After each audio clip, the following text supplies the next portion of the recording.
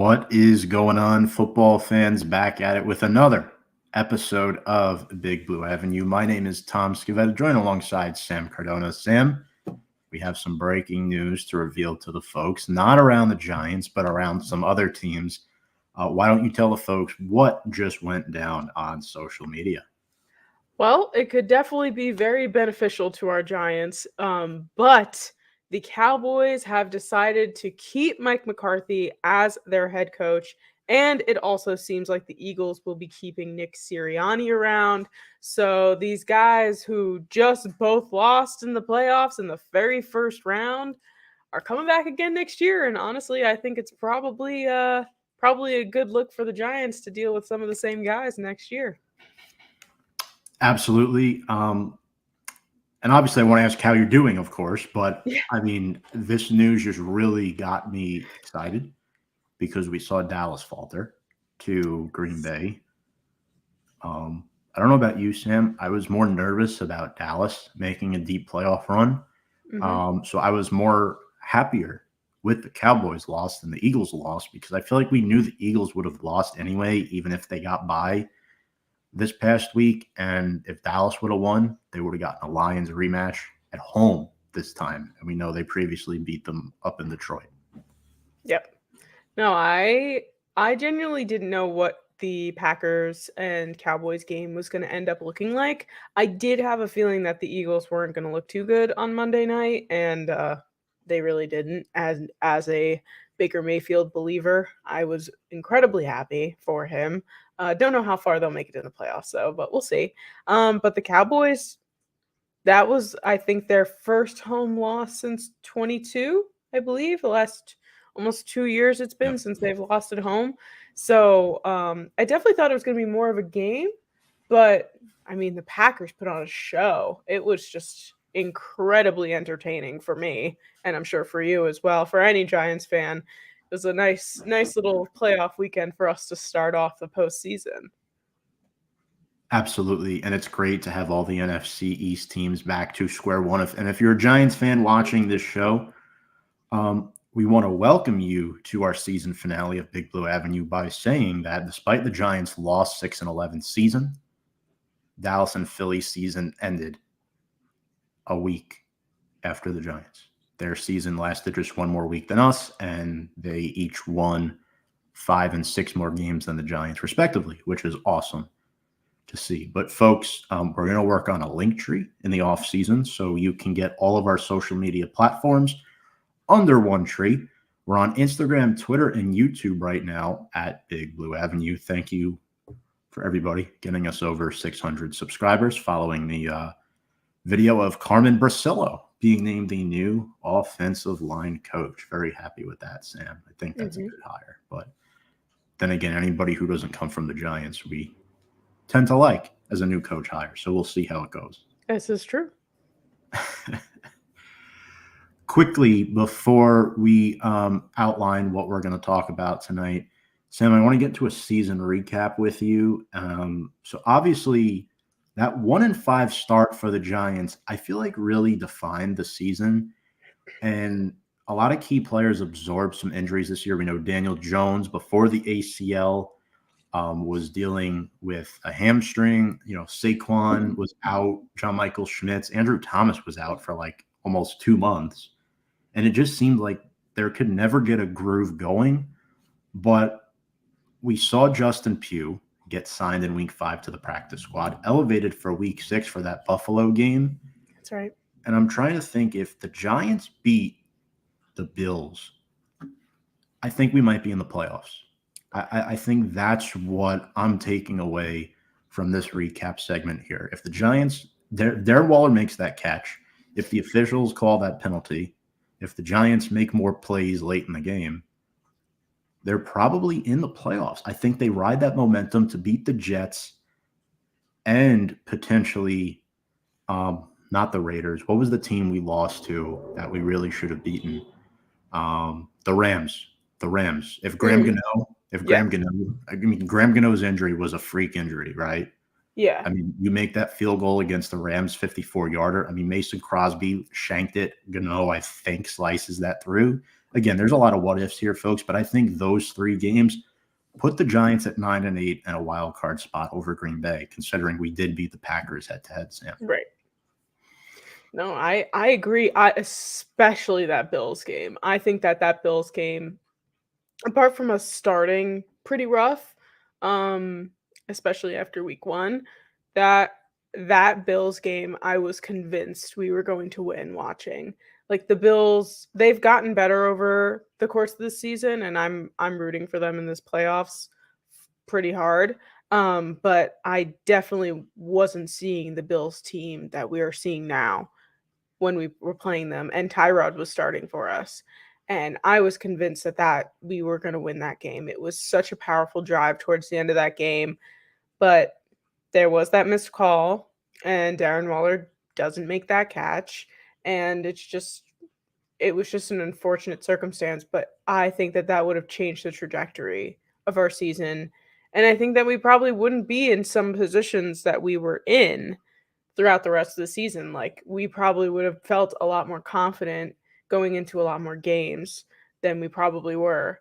So, yeah, the Bills game was a huge part of our season, and in my brain, we won that game. I'm convinced. Like, it was so stupid that it wasn't a win in our book, but yeah, it is what it is at this point.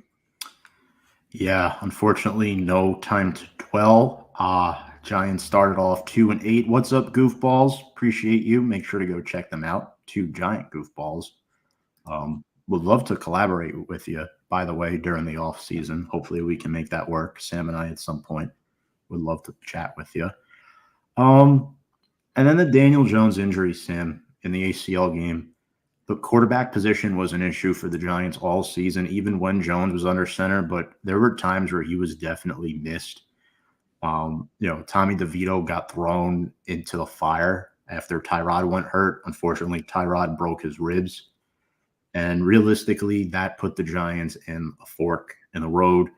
DeVito lost his first career start, and the Giants season seemed over at 2-8. Sam, I think Dallas game, that really was the gut punch for me, saying, yeah, it was a nice little 3-week spell, but what team that starts 2-8 is making the playoffs? None. Yeah, no, at that point, I think the odds are just against you at that point too. You're climbing up a hill that is just, it's like super icy. You're just falling right back down no matter how hard you're trying about getting back up.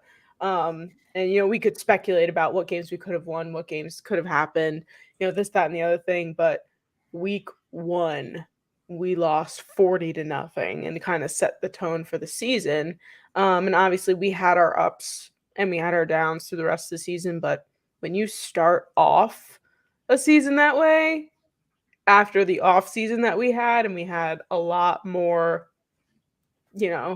confidence going into I remember the week before we started, like when we did our first episode of Big Blue Avenue, I was like, oh yeah, I'm not scared of the Cowboys. We could do this. Like, I was going in so confident to that game. And after that, I was like, we're losing to the Cardinals, which of course was the one game that we actually won. So it was a bit of an up and down season, but yeah, it's pretty hard to come out from losing all those games pretty early on in the season.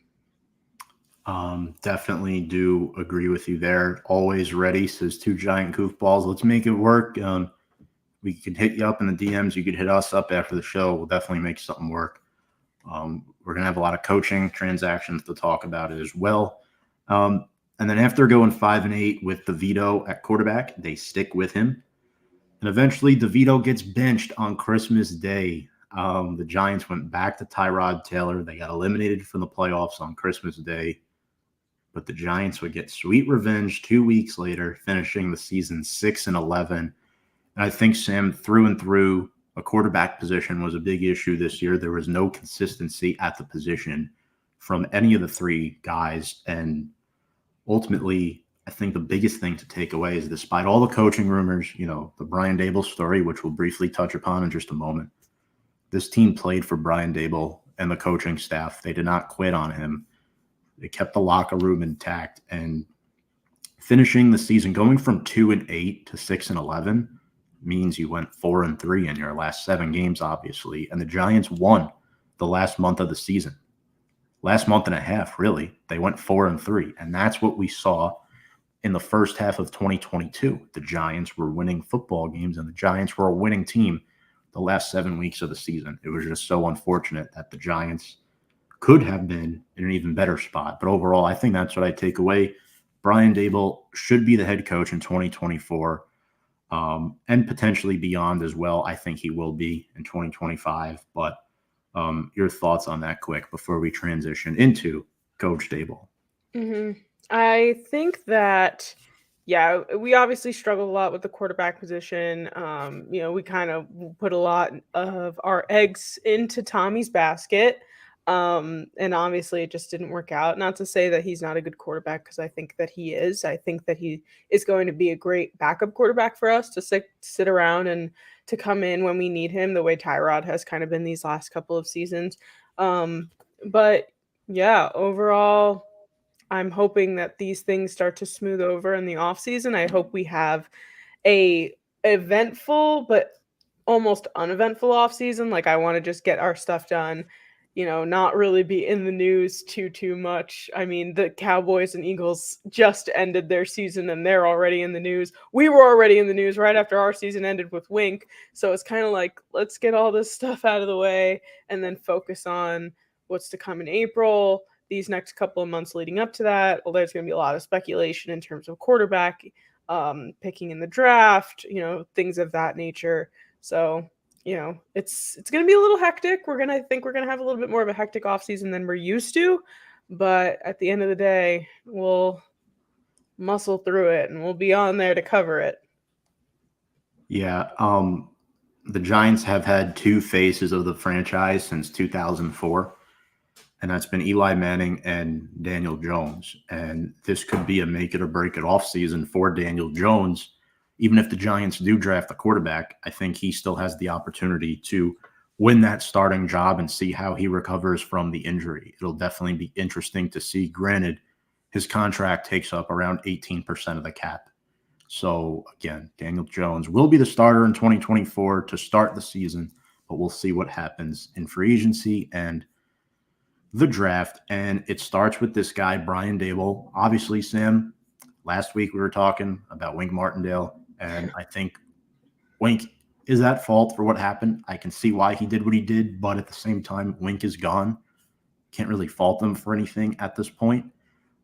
It's Brian Daboll's team. And there's a story on him having no composure, taking anger management classes.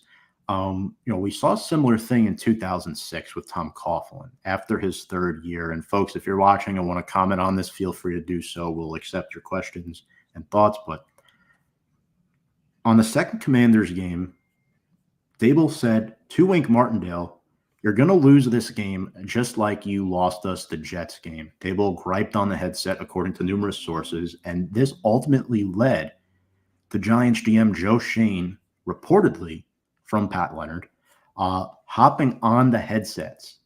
He was monitoring the dynamic at Washington, the second Washington game, after being alerted by several meaningful parties that Daboll's behavior and the sideline dynamic were not constructive.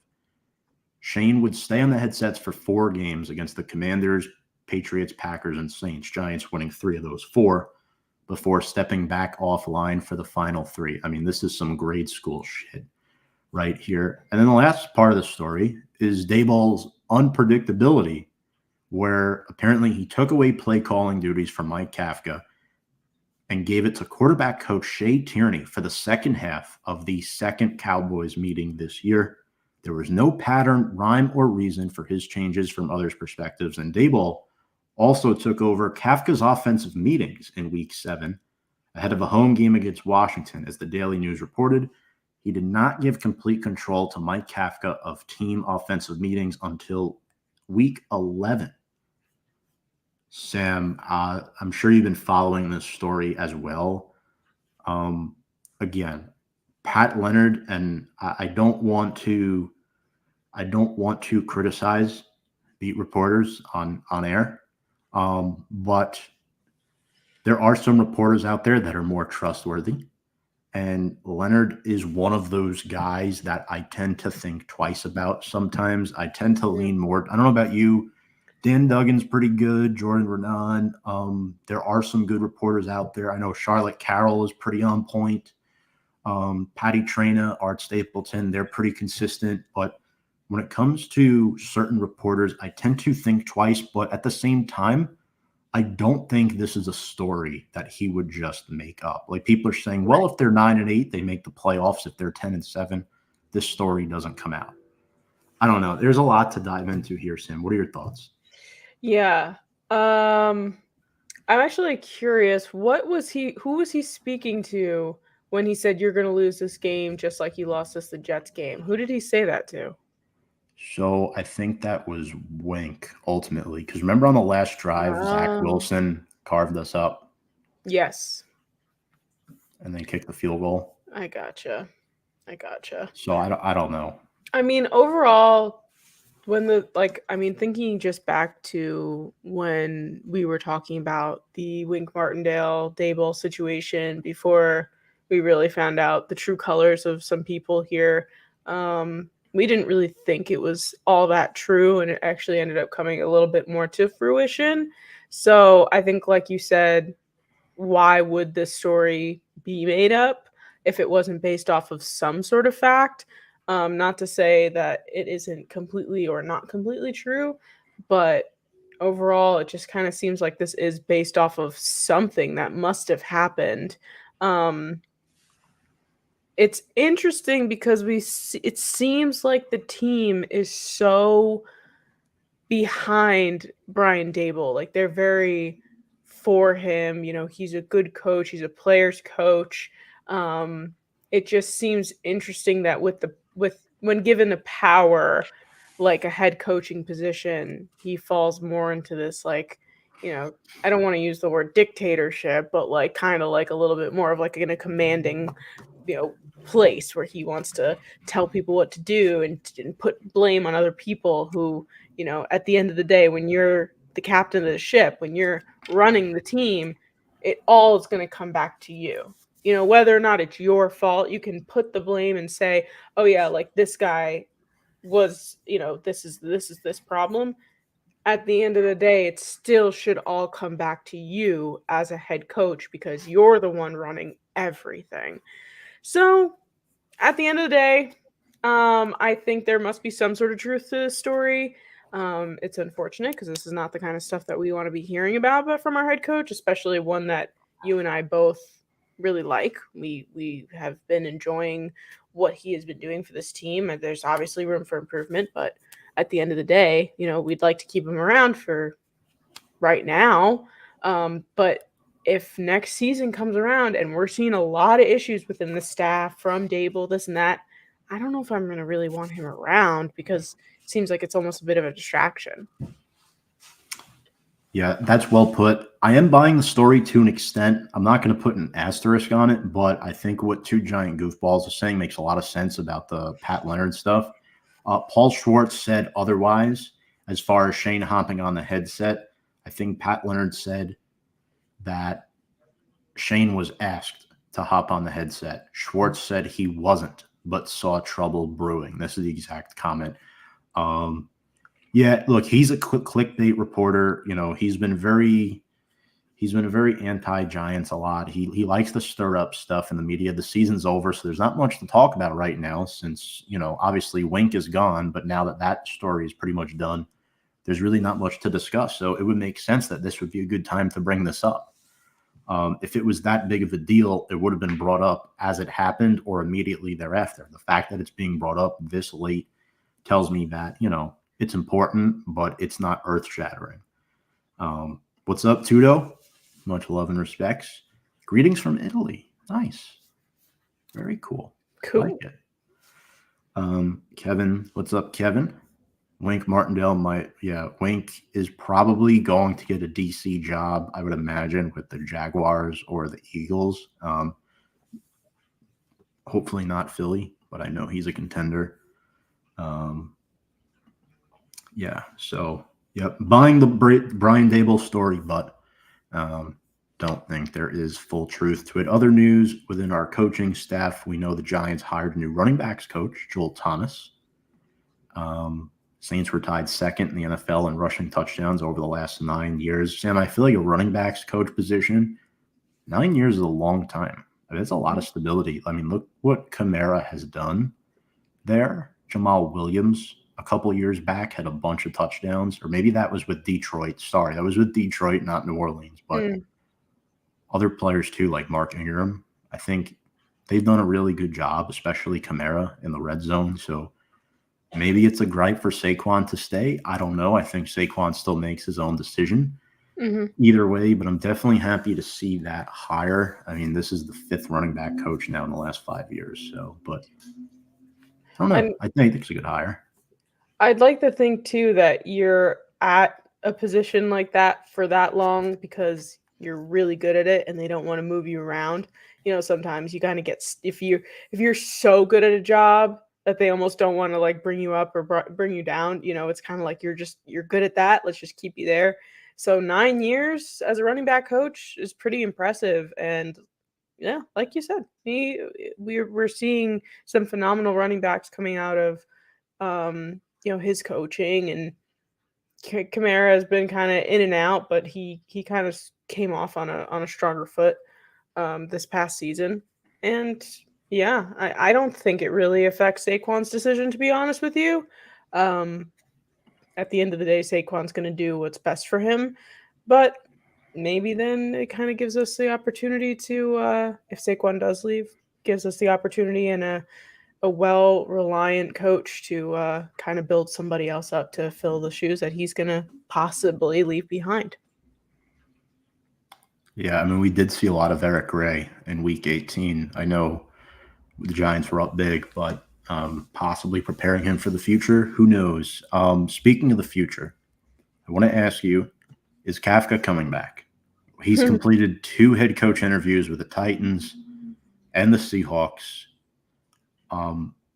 With the way the Giants' offense was this year, there's no way a team should hire him as a head coach. But will he stay even if he doesn't get hired? Yeah, I was thinking about that. I don't genuinely think he's going to get a head coaching job, but you know, that's a good point, especially with the fact that there is some weird coaching story coming out of this entire Daboll situation. But you know, Kafka's been here. This is his third year, right? Second or third year? Second, yeah. Second. So, you know, he kind of had a feel for Daboll. He knows what he's like as a head coach. I don't know. I think at this point we should move on and find somebody who's going to work with the offense better. And I'm not very happy with the fact, whatever was happening with Daboll, I'm not happy with the fact that he was giving and taking away the ability to call plays. Like that's just a huge lack of consistency and just can confuse an offense to no end. So at this point, if you don't know whether or not he should be calling plays, I really don't think he should have a spot in our offense right now. Yeah. Not so sure what's going to happen with Mike Kafka. Anthony, what's up, Anthony? Says he got to go. Adam, another Giants fan from Arizona. Shout out, Adam. I really hope not. I don't know. I'm very mixed on him. I'd prefer they get somebody else, but as the more time passes, I think it's likely that Shea Tierney would get the job and the promotion. Since Tierney was originally from Buffalo, I'd like to see what he could do. There was an announcement before the show. We just wrote this down, and the more I think about it over the last few minutes, I do kind of like this. Mike Kafka was named head coach for the West team in the Shrine Bowl, which has some of the top college prospects in the Senior Bowl. I'm very excited for it. And Shea Tierney was named the offensive coordinator for the national team in the Senior Bowl. So all in all, I think this gives the Giants a good look at these prospects coming out of the draft, if Kafka and Tierney are both to stay, you're looking at Bo Nix, right? You're looking at Penix Jr. You're looking at other positions as well. Graham Barton, guard out of Duke. That's a guy the Giants could look at in the second round. I really like this for the Giants, and it should be interesting to see what happens. Before we get to season awards, Sam, is there anything you wanted to add or any other news that caught your eye this week? I feel like we hit most of the points, but yeah, news-wise, nothing else is really going on too much in the Giants world. But yeah, overall, let's just hope for a good off season and a better year next year. Absolutely. And just in from Charlotte Carroll, by the way, assistant special teams coach Mike Adams will coach this year's Senior Bowl as well. He will be the special teams coordinator for the American team. So cool. I like that a lot too. Getting a closer look at these guys. I think Joe Shane has his head on straight here and can handle this offseason pretty well. I'm so excited for the draft, Sam. I don't know about you, but Andy Hopper, our good buddy, resident Bears fan, just messaged me today, and he's like, yeah, so are we doing the draft show this year? I'm not kidding. Like, literally, it's divisional round weekend, and he's asking me about the draft, and it gets my blood pumping. I don't know about you. It gets me going. Like, I'm so pumped to do that show. And evaluate prospects. I mean, that makes the offseason go by so much quicker. Mm-hmm. And personally, I love it. I love it. The offseason is a great time. I love, obviously, watching football in real time, things happening, but I think there's just so much speculation that happens in the offseason that, like, we really can have, like, our own field day with, like, what we think is going to happen, who's going to go where, who's going to get drafted what, and, like, then what actually happened. It's just, I love the NFL offseason. It's one of my favorite times of the year. Absolutely. It really is. And hot prediction, quick. I think that the Giants will have at least 2 to 3 draft picks coming from this Senior Bowl. They always do it every single year. And I do think with Kafka coaching the Senior Bowl with Shea Tierney that he is safe. The more I think about it now. Yeah. Unfortunately, that might disappoint some, but as you were just talking there, my brain really started thinking about it. I don't think he's going anywhere. He might not like his situation, but he's definitely not going anywhere right now in the immediate future.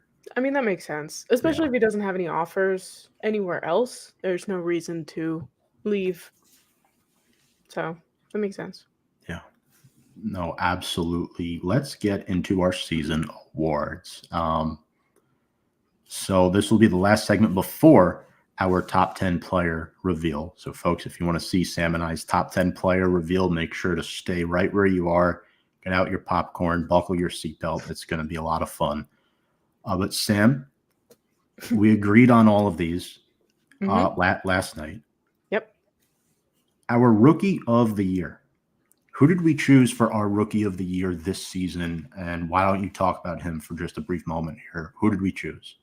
So we did go with Deonte Banks, our rookie corner, who, when you sent me this list of season awards, he was the first person. Like, I was like, I don't even know how I'm going to pick for the other 3. I know Deonte Banks is going to be my rookie of the year. And then when you said that you also picked it, I was like, perfect. I love it. Kid was outstanding this year. Really went above and beyond my expectations. I remember reacting to that pick when it happened, and I was kind of stuck between. I was actually kind of leaning more Joey Porter Jr. in that spot, and then when they picked Deonte Banks, I was like, well, that makes a lot of sense. You know, he's a great corner too. So he just really fit into our defense very well. Just had some outstanding plays. He was our player of the week once or twice in this past season. Just an incredible. And I'm so excited to see what he's doing in his sophomore year because I feel like his potential and his ceiling is so high that we're only going to see good come out of him these next couple of seasons that we're going to be having him here. Hopefully forever. That would be nice. And I think his development, Sam, rather confirms that you can absolutely move on from Adoree Jackson in 2024. You don't need to bring him back. Yes, he's only 28, but he costs a lot of money. He's a UFA. Let him walk. And I think Banks can solidify himself. And this might sound a little crazy, but as the top cornerback on this roster heading into his sophomore campaign, I do have that much confidence in him. He was a first-round pick for a reason. Yep. So, Sam, who do we choose for defensive player of the year? And I think the folks are going to like this one. I know we have a couple Colts fans that watch periodically. So if you're a Colts fan tuning in, make sure you stay tuned. I think you're going to like this one a lot. Our defensive player of the year, I think we talked about him every single week because almost every single week he had a game-changing play, whether we won or not. Bobby Okereke, Bobby O. Oh, my word. I was so happy. There's many free agents and guys that we bring over onto this team from another team that usually don't perform as well as we consider that they're going to, but Bobby O has come in. He's led this defense. He's been the linebacking, veteran and leader on our defense that we've been waiting for quite a long time. And I mean, every week I think we talked about him because every week it was just something else he was doing for us. So Bobby O is our defensive player of the year for the New York Giants. And I am just, the Pro Bowl does not deserve you, Bobby O. They don't deserve you because you're our Pro Bowl. You're our Pro Bowl winner. Calling it now. Hands down, 2024 Pro Bowler, Bobby Okereke. He's got to be. You can't snub him that long. You want to hear a bold prediction? He will lead the NFL in tackles next season. That's how confident I am in him. Yep. Again, a little biased, but, you have to make bold predictions sometimes, make things interesting, and I will stick to that. Next up, offensive player of the year. And this player wouldn't be an offensive player of the year on most NFL rosters, but Sam, I think our offense was so abysmal this year. There were a few young players that really shined in the second half of the season, like, Wan'Dale Robinson, I thought played well. I was impressed with DeVito at times. They didn't really get Hyatt involved. That kind of sucked. Eric Gray was limited to special teams this year. Ultimately, who did we go? And do you agree that this was kind of a default answer, to be honest?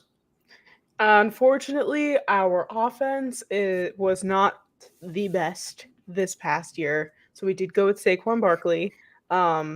Obviously, one of our best offensive players to be on our roster. And like Tom said, we saw some sparks come out with Tommy DeVito, Wan'Dale Robinson, who I'm so looking forward to seeing more of because I feel like, again, his ceiling is incredibly high. But, we didn't see a lot out of Hodgins this year.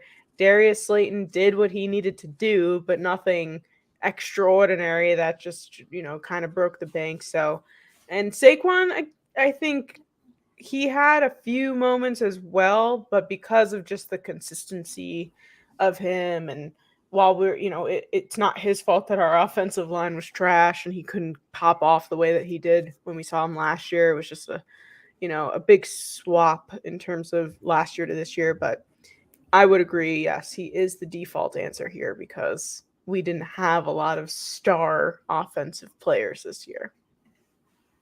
I do agree. I believe he scored 7 or 8 total touchdowns on the year for receiving.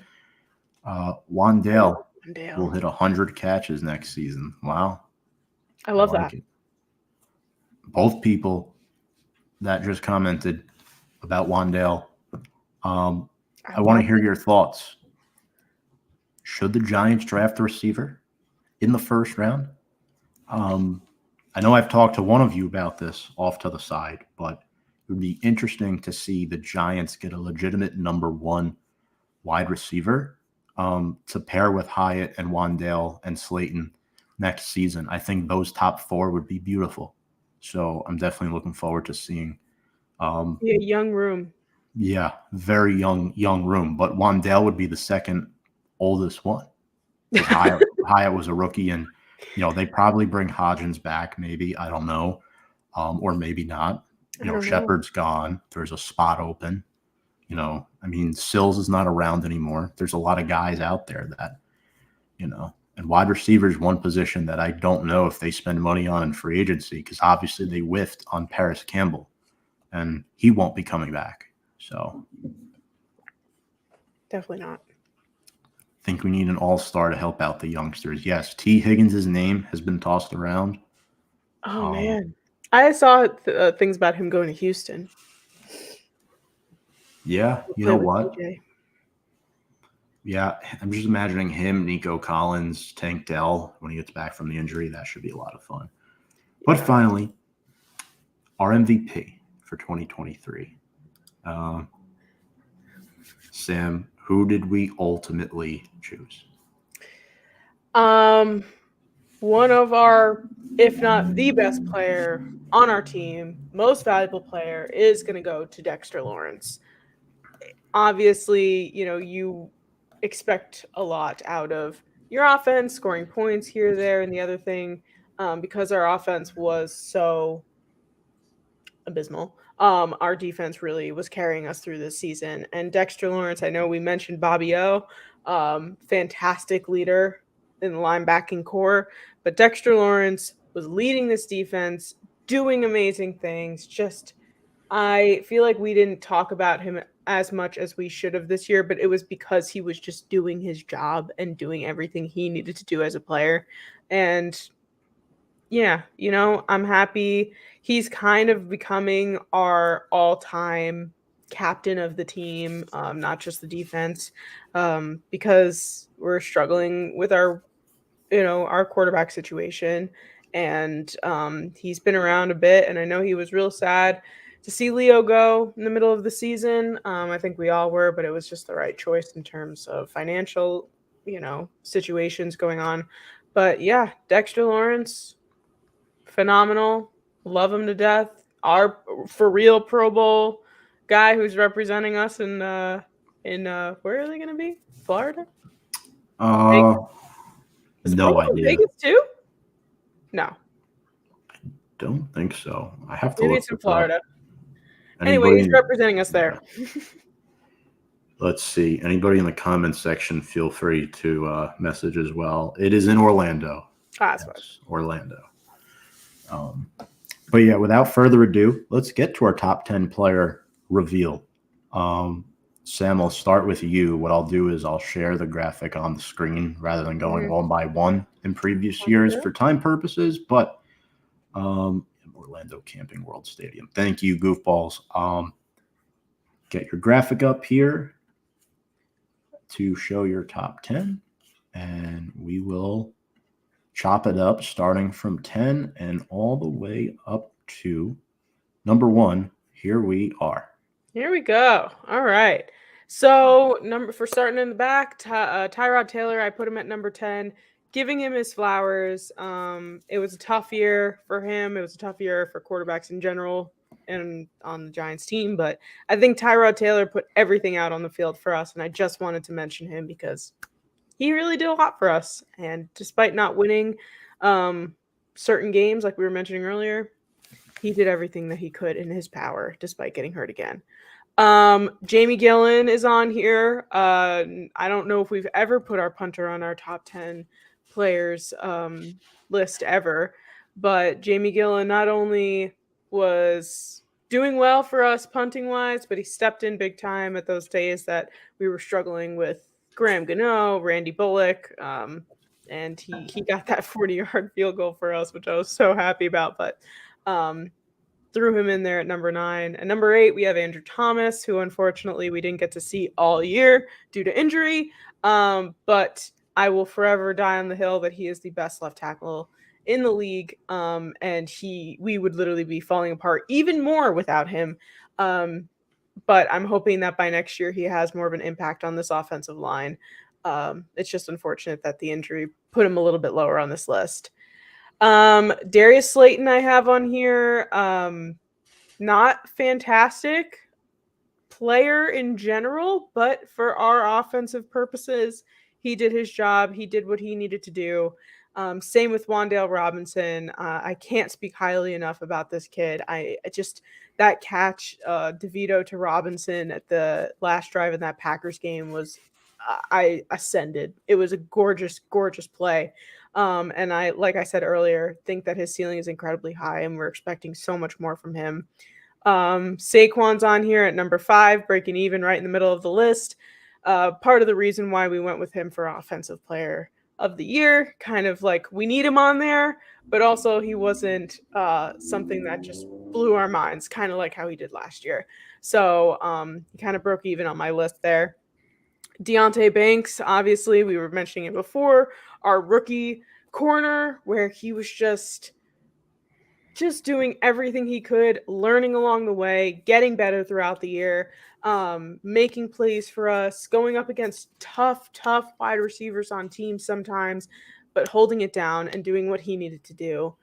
Kayvon, I feel like he's also just performing well each and every year. I feel like it was a little iffy in the beginning, but as the season went on, again, kind of like Dexter Lawrence, he was doing his job and just making plays happen, doing the great defensive purposes for us. Because again, our offense wasn't doing it, which is why my top 3 here are all defensive guys. So Kayvon, Bobby O, you guys heard me just singing his praises earlier today.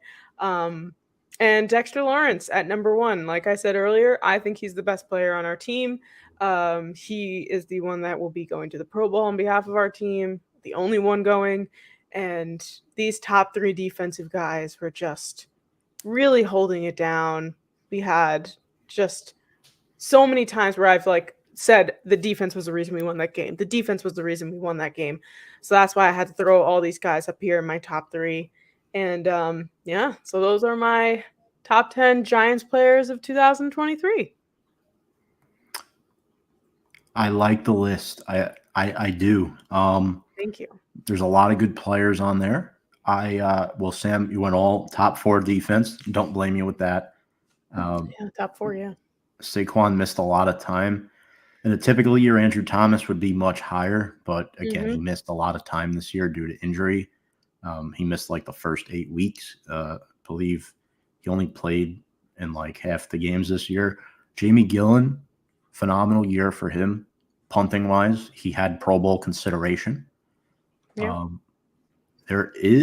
So I have 2 players not on my list that are on yours. I do have one on mine as well. That's pretty high up. That is not on yours, but overall is a really solid list. So awesome stuff. Kevin says, great job. And Thanks, Dexter Kevin. brings that true leadership, one of the best in the league. People are comparing him to Aaron Donald, which I think is a bit crazy, but he's been playing on the level. He has. So we'll get to mine. So I'm going to share my screen and explain my rankings here. Sam, by the way, Sam made these graphics, so thank you very much for doing that. These look awesome, a lot better than I could ever do. So number 10, I have Andrew Thomas. The reason why I picked him here so low, injuries, he did regress a little bit this year, but he is still, in my opinion, a top 10 tackle in the National Football League. Number 9, I have Micah McFadden. A lot of people are like, well, he missed some tackles this year, but in my opinion, he is the most underrated player on the defense. McFadden tied for the team lead with 12 tackles for loss this season. He also added a boatload of tackles, over 100 actually, 101 to be exact on the year. Also had 5 passes defended and 4 fumble recoveries. Number 8, I have Darius Slayton, mainstay. I think this might be a spot below where you had him, Sam. Slayton came on late, had 4 touchdowns in total for the year, 770 receiving yards, 4 seasons now out of his 5 career years where he has led the Giants in receiving yards. Number 7, I have Jamie Gillen. I think the most important stat to me about Gillen is the fact that he had a net average of 42.3 yards this year per punt. And as far as downing punts inside of the 20, he downed about 1 out of every 3 punts inside the 20, which is definitely a good flip of field position, considering a lot of the Giants' punts came deep into their own territory. Number 6, Saquon Barkley. Again, missed time. Typically, he'd be higher, but Barkley finished the year averaging less than 4 yards per carry, and he finished under 1,000 rushing yards. He did have 6 rushing touchdowns and 4 receiving for 10 total, but only 3.9 yards per carry. I can't have him any higher than that, in my personal opinion. I went top 5 all defense. I had Deontay Banks at number 5. Banks were closed this year, folks. He was phenomenal. He had a phenomenal rookie season, 11 passes defended with 2 picks, and he guarded Sam, and we saw time and time again, he guarded the best receivers in the league and contained them very, very well. Number 4, I flip-flopped with 3 and 4 here. Originally, I had Kayvon at 3, but I slid him down. He didn't do much the last couple weeks of the season as far as, getting sacks and whatnot, but when the defense was down at times this year, he really picked up the slack. He's our best edge rusher and only edge rusher with 11.5 sacks. Again, Azeez finished the year with 2.5 sacks. 2 of them came in week 18. So, those really don't count if you ask me. But yeah, Kayvon Thibodeau, 12 tackles for loss all over the field, and his hustle is, so underrated. He's chasing guys down from 30 yards back. Shout out to him. Number 3, Xavier McKinney, who had the best year of his pro career, in my opinion. Second with 116 tackles for the Giants. He had 3 picks, 11 passes defended, and a forced fumble. I just like the way he played back there. I think he really thrived Sam and Wink's scheme, and he finally stayed healthy this year. He did not miss a snap either the entire season. Number 2, I know we listed him as our team MVP, but I wanted to be a little different here. I'm going with Dexter Lawrence. He didn't produce the insanity-style numbers he did last season, but he was still outstanding. Part of the reason why Bobby Okereke played as well as he did is because of Dexter Lawrence occupying multiple defenders, allowing Okereke to make tackles at that second level. Dexter Lawrence had 4.5 sacks, 7 tackles for loss. His pressure rate was top 3 in the NFL at his position. And for a guy that's 340 pounds, he is quick. Sam, that might be the fastest 340-pound person I've ever seen. So, for sure. He is phenomenal. And then number 1, I went Bobby O. I did. I do like Okereke a lot. 4 forced fumbles on the year. I think when it comes to forcing turnovers, Bobby was king in that category. So ultimately, I'm going to roll with him at number 1. I really like what he did. Also, I think the Giants' inside linebackers unit was, Sam, we've talked about this in the past. The Giants don't have inside linebackers. 2020, we were sitting there with Tay Crowder and David Mayo. It was horrible. I know we had Blake Martinez, but 2021, he got hurt, and then he kind of disappeared. 2022 was not good. We had Jalen Smith, Micah McFadden at times, and I think signing Bobby O might have been the best free agent signing they've had since Plexico. I'll go as far as that and say it, Great signing by Joe Shane. Really, really was an outstanding signing. But any overall thoughts on my list? Any feedback? No, I think I'm actually pretty upset with myself that I forgot about X to put on my list. And Micah. Micah McFadden and Bobby O together was such an unusual pair, but they did so well. It was so impressive. And I just loved watching Micah McFadden play. And McKinney, you're right. He had a phenomenal season, and it was again, I'll put all these credit on this defense. And so I'm happy that your top 5 was defense. My top 4 was defense. Kind of makes sense though. Yeah, I am kicking myself a little bit too for leaving Wandale off of here. I do think he was one of the 10 best players this year. Maybe I could have replaced him for Andrew Thomas or even Slayton, or Gillen. But overall, I think, everyone has their own lists. Everyone has hits. And For sure. yeah, so definitely good to chop that up. Folks, if you are watching this live or not, feel free to comment in the comment section what you think about our top 10 lists. Do you agree? Would you have done anything differently? Feel free to let us know or comment with your top 10 Giants as well for 2023. We would love to hear you. All right. So, Sam, we're down to the final 5 minutes of the show. I want to hear your off-season predictions if you have any right now. I know I have a couple. There's a lot on the line here with Barkley possibly not coming back. McKinney. What do you think is going to happen ultimately with the Giants this offseason? I'll be honest. These are going to come off the dome. I hadn't thought too far about it because I was pretty deep in regular season here. But honestly, I think there's going to be a huge back and forth with Saquon. I think that they're going to try and pay him, and it's just not going to be enough. And unfortunately, we're going to lose him. That's what I think is going to happen there. I think we're going to end up with some sort of quarterback, whether it's in the draft, later in the draft, pick up in free agency. Something's going to happen. We're going to end up with some other type of quarterback, and there will be a quarterback battle over the summer. And then I'll even say I'd like to think we're going to ace our draft. I'll say that. I think that whatever it is that we may end up doing, we might not realize it in the moment. We might either be angry, happy, sad, whatever.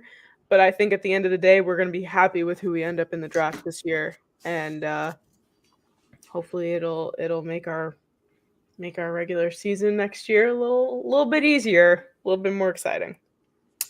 Yeah, this is the fourth year doing this show, and they've only made the playoffs 1 year. But if we did it any sooner than when we started it, it would be much worse, folks. So that's true. Eddie says no Jalen Hyatt. They didn't use him enough, sadly, and that's more on the offense than Hyatt. They didn't use him. They didn't use him well. I hope that changes, though. I would like to see him on the list next year. Yeah, for sure. Definitely.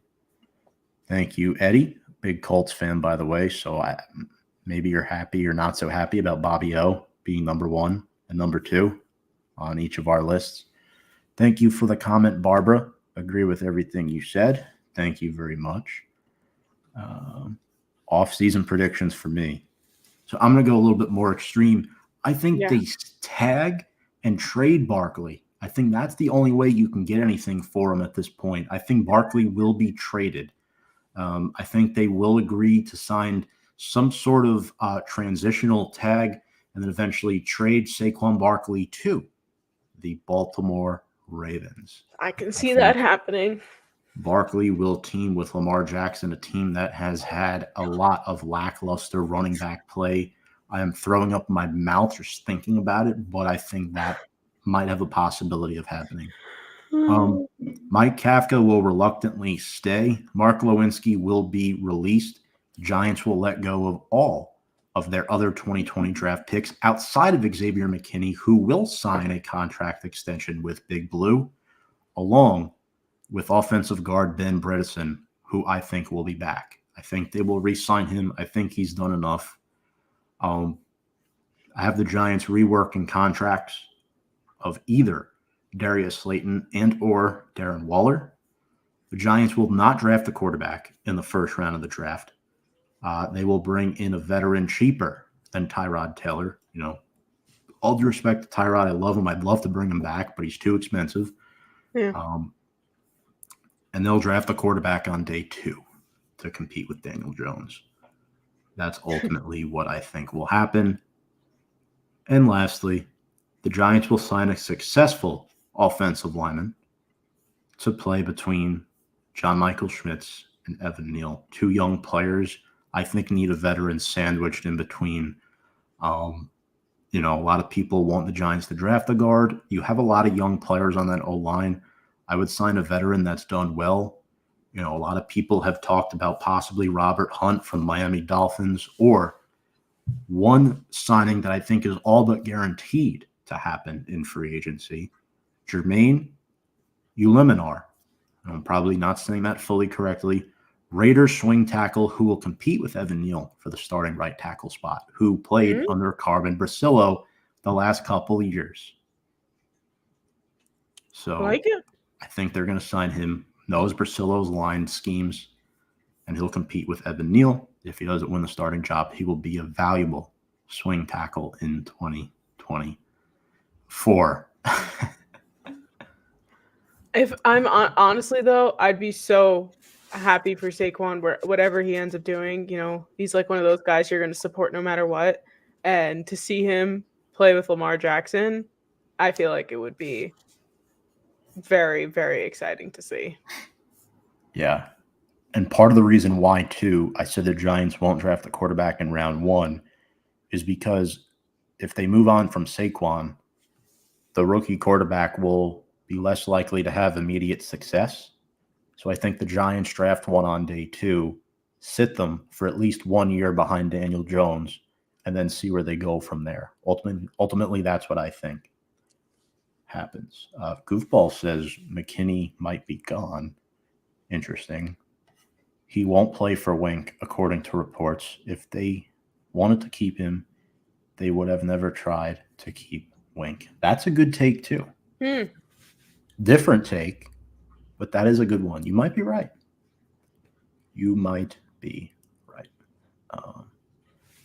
Take a look at the Raiders' whole right side. Who is a free agent?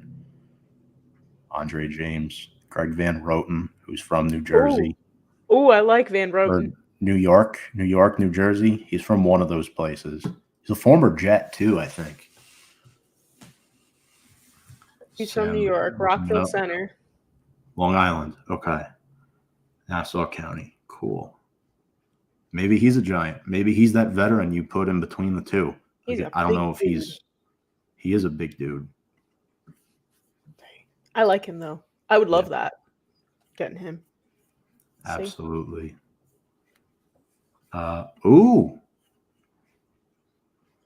Did not know about the New England thing with him. All right. So I think it's all but guaranteed he's coming here. We'll see. Cool. A new name to learn how to say. Yeah, absolutely. Uliminar, I think. Uliminar. Sounds French. Uliminar. Like the R would be silent, but all right, Sam, any final thoughts on the season? I'm a little sad.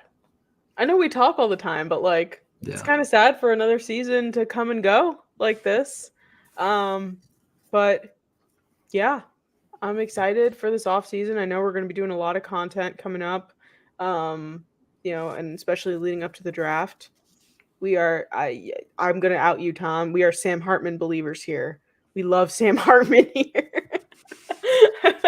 Screw it. But yeah, I'm really excited for the draft. I'm really excited for what's to come.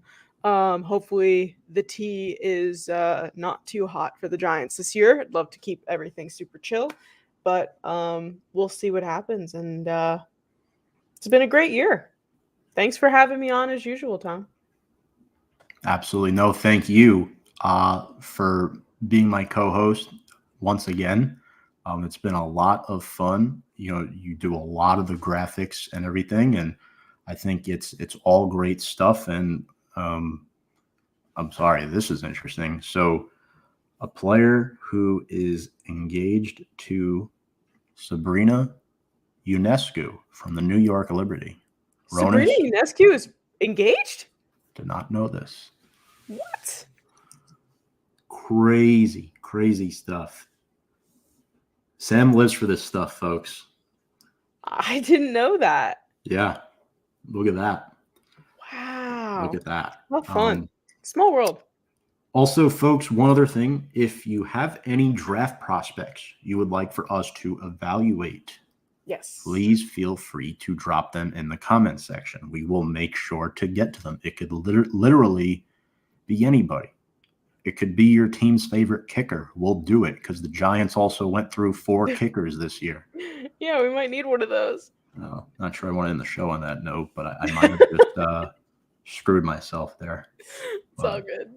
Folks, once again, that link tree is coming. But for now, if you'd like to subscribe to us, we're on Instagram, YouTube, and Twitter at Big Blue Avenue. Just put up an in-depth video on our new running backs coach, whose name is escaping my brain at the moment, Joel Thomas. There we go.